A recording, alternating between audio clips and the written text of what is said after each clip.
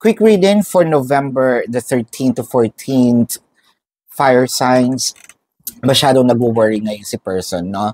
Kasi parang feeling niya, ina-isolate mo yung sarili mo sa kanya, hindi mo siya pinapansin, parang nararamdaman niya ayaw mo siyang kausap. Nagigets niya na meron kang tampo. Nagigets niya na meron kang inis, galit sa kanya. With the High Priestess, parang ginagawa niya ngayon, since meron nang realization na meron ka nang tampo or inis sa kanya.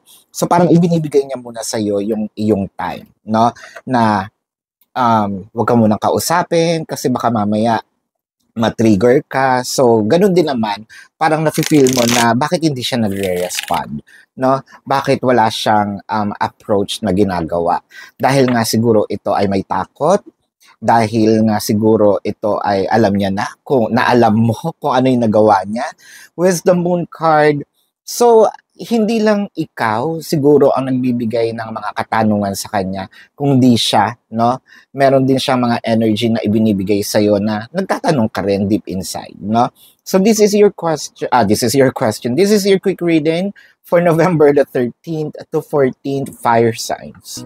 Predicting future is my purpose.